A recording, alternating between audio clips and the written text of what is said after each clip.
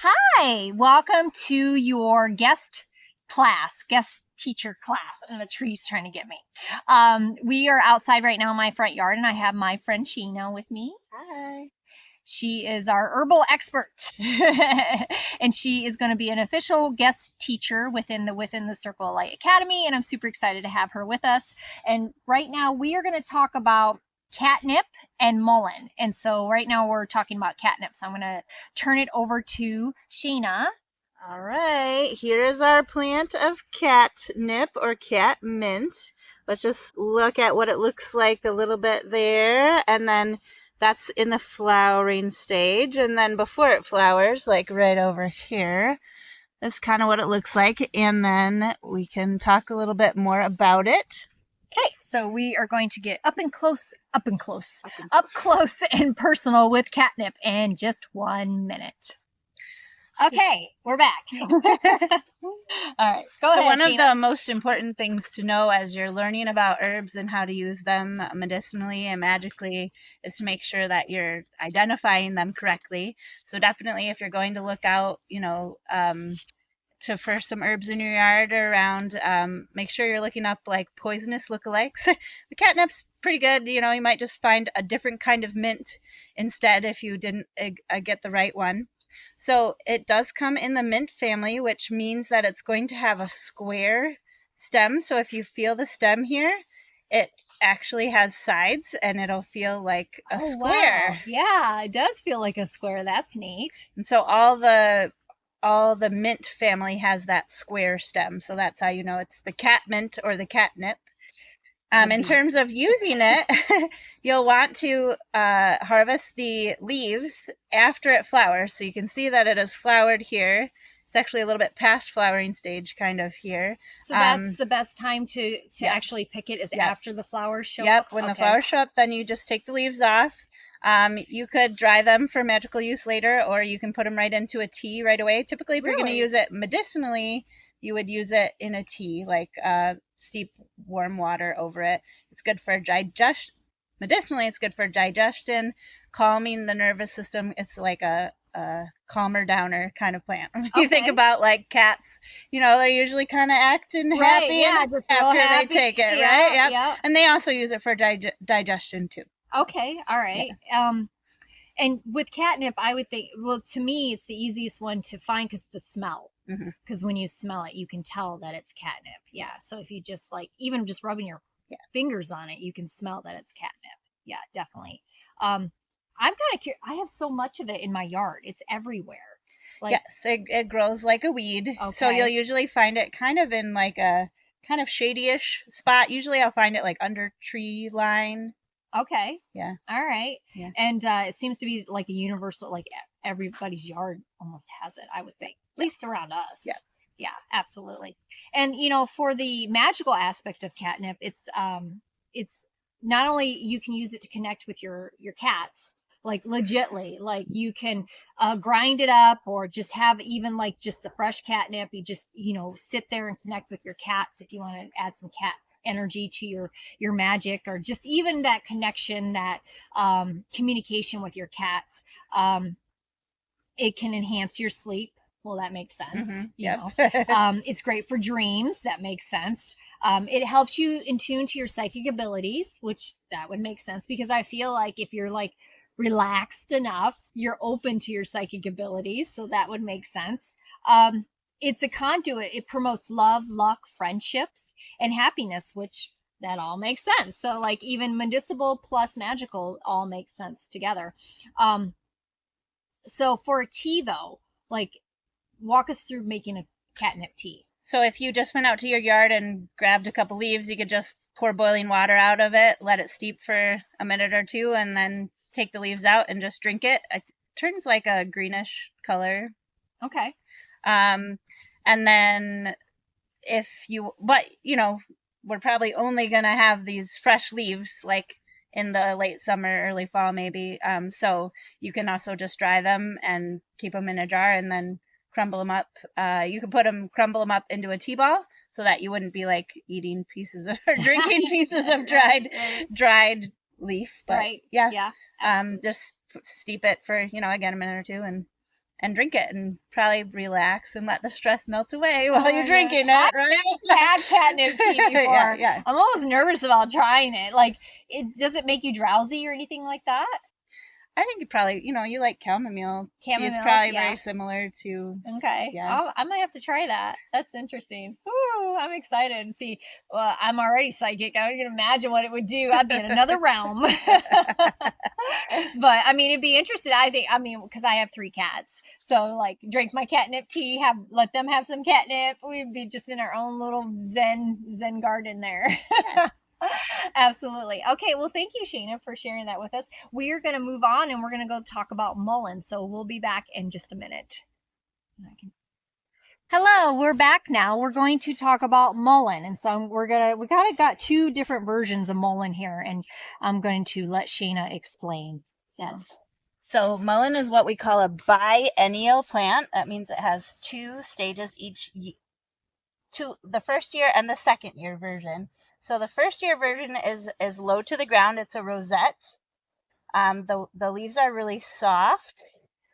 Some get big on the outside, and the ones from the inside are usually the ones that I'll harvest. But so that's what the first year plant is. It's harder to kind of tell that from like lamb's ear. So if you can look around and you see the second year plant, which is the tall one, you'll usually see those as you're driving down the road. They're tall, sometimes even taller than this. And they still have the soft leaves. And then at the top, they'll have flowers. This is kind of the end of the season here, but there's just a whole bunch of flowers here, and they'll be yellow kind of in succession there. I'll see if I can get a yellow flower for the next part. Okay. All right, so let's get up and close and personal. I said it again, up close and personal with Mullein. All right, so one of the really cool things about plants medicinally is a lot of times the body part that they help is what they look like. So that can help you remember. So the leaves of Mullein look like your lungs. They do. Right? As we're breathing in, they look like your lungs. They've got lobes and they're kind of fluffy and fuzzy, just like your lungs. So Mullein leaves are good for your lungs. You can smoke them. So if you smoke and you're trying to maybe cut down, you can mix it into like a roll your own, dry it, and then mix, break that all up and put it into your mix. Okay. You can also put it in a tea. So when I'm sick, I will take Mullein, dried Mullein, put it in a tea ball, and also steep it. The little hairs sometimes get a little prickly, so you want to make sure that stays. Either you can pour it through a coffee filter, or just make sure you're keeping it inside the tea ball. It'll turn green when you steep it. Now this one you kind of have to steep a little bit longer, like probably 15-20 minutes. Okay. And then it also turns green. It doesn't really taste like, it just tastes like green. So usually I'll put honey in it, especially when I'm sick, because honey's good too. Yeah. And in fact, for my daughter, we call it princess tea to get her to drink it. There you go. When I have a cough, and it helps, it helps break up the phlegm, kind of like a Mucinex, I guess. Okay. So that's what I use the Mullein leaves for. And then the flowers, I couldn't find any flowers because it's kind of past time. They're more midsummer flower. They are yellow and they kind of look like your ear. Okay. So you might have seen like Mullein oil in like a little dropper maybe at a health food store. That's like ear drops. And the Mullein flower is what goes into that oil. I have made that before. You just like dry the flowers a little bit, steep it in some oil. Strain them out later. Okay. Yeah. So I've also used Mullein for steam, for steam, because I'm not at the time I wasn't sure how to drink it, so I just made it as a steam, and it seemed to help break stuff up too, as like put your head over some hot water with the Mullein in it and then just steam it. I like it that way. Yeah. When is the best time to pick Mullein, do you think? There's a lot of different information about this. I usually pick it from the first year plant, not from the tall plant. But some people say, because when it's sending the energy into the flowers, I feel like then it doesn't put as much energy into the leaves. So if you take the the first year, and more like the inner leaves, because they aren't as dried up. And you can even tell, even though it's later in the season, but like look, this compared to that. So this is the first year leaf here, and then that's the second year. So you can definitely brittle. And, it's more brittle. So definitely, if you're going to use it for your lungs, you want to get the first year, I would think. And then if you're going to use it for more your ear, you would get the second year with the flower part. The flower. Just the flower part. Just the flower part. You wouldn't use the leaf. You would use flowers. As you dry this, the big rib in the middle can make it hard to dry. So you can even cut that part out and leave it to dry. You can like stick a needle and thread through a bunch of them and hang them up. That's how I do it. Yeah. And so you know that part you might just crack, once it's dry, just crack the outer part of the leaf up as you. Yeah, I use these a lot with magic, and for like Mullein magic, you're gonna, it wards off negativity, it promotes psychic awareness, and enhances spiritual communication. So it's great for like if you're trying to contact someone from the other side, you can use this. And I would use it dry. I would definitely dry them and then break it up, and you can burn it in your magical spells.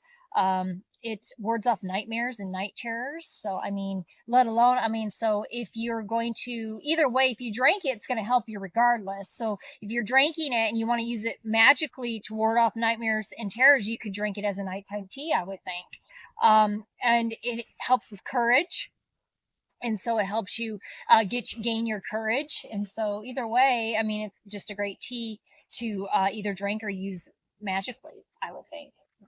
And I'd say, when you are sick, maybe with a cough, I do it about like 3 or 4 times a day. You can take it as much, as that. Yeah, it's not like you have to worry about overdosing on it or something. You definitely want to listen to your body. And with anything that you're going to try medicinally, you're going to want to check with your doctor and make sure that it's okay with what you're taking and that type of stuff. So, and always use common sense. Use common sense. And, if you're allergic to something, don't do it. But I am more wary of drinking things for me personally. So I like to use more magical ways of using plants. So I would dry it, use it as a magical thing, and I'm still benefiting from it. Or like I said, a steam, like if you want to use a steam, that type of thing. But yeah, awesome. Well, thank you very much, Shana. This was very informative. I love it. I'd like to ask you though, what got you into herbs? Well, I first kind of just wanted to learn about what was around me. I feel like because you live in a very woodsy area, right? The herbs and the plants, we call them the standing people. The plants that grow where you live and the plants that you notice, those are the things that are beneficial for you energetically or someone that you know. The things that you notice are things that are important for you or someone that you know. So I just kind of started by things that I noticed. I'd try to find out about them and see what their name was, see what their property was. And yeah, absolutely. That's awesome. Yeah, definitely. I found that for myself too, is if I gravitate towards a certain energetic, magical plant, if I look in my yard, usually I have found it. I'm like, oh, okay, well, that makes sense. I always like to tell this story of when Skylar was younger. My daughter Skylar, when she was younger. Shana's known her for a long time.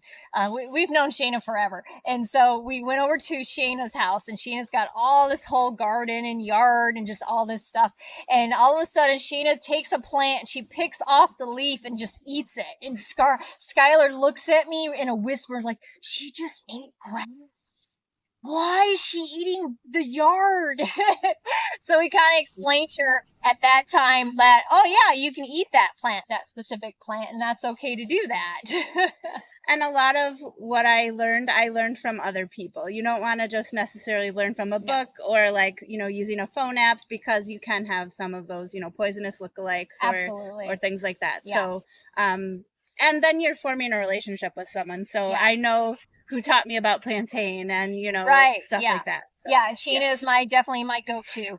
I'm always like, what was it? Oh, I got stung by a bee in my head. And I'm like Shana, can I do? And she's like, you got some plantain in your yard, go get that, and da da da. And she just totally walked me through it. So yeah, definitely have, I call it the buddy system. Definitely have someone that has second eyes and ears and you know, a sense about them, and someone that knows a little bit probably more than you do when it comes to plants, and that can help you navigate that, because that's really important. And especially, I just with mushrooms. Yeah. Especially with mushrooms, because there's so many different lookalikes and so many poisonous mushrooms out there. So if you're out there foraging, it's good to get that experience and understand it, but make sure you're connecting with other people that know maybe even a little bit more than you do to understand what you're doing before you ingest anything or even use anything magically, because usually with magical herbs, I'm burning them a lot. So you are still getting the fumes from those herbs. So you're going to want to know what you're working with and make sure that they're not poisonous to ingest whatsoever. So absolutely. I definitely recommend like learning like one or two things at a time and really getting to know them. So if you try to like look at everything in your yard at once, you're not going to remember it all. So think about catnip and mullein. Yes, absolutely. And I started with mullein, and then recognizing that and understanding, my brain was like, oh, that's what mullein is. And then going from there, and then didn't realize that we have a ton of catnip in our yard. It just surrounds us. So I must need to use it all the time, or I don't know. But all right, or thanks. Your cats want it. My cats have manifested it. Trust me, they love it. But thank you for showing up today, and thank you to Shana for being our guest, official guest teacher. And I'm excited to work with you more, and so excited that you're here. And thank you for watching. And if you have any questions and you're curious about anything, feel free to comment on this video or even post in group. And I'm sure Shana can chime in when it comes to herb stuff. And if there's anything that you need extra insight on, or if there's like, maybe there's an herb in your yard you're curious about, send a picture, you know, comment, post in group a picture of it, and we can see what we can do to help you. All right. So have a beautiful, blessed day, and we'll see you soon. Bye.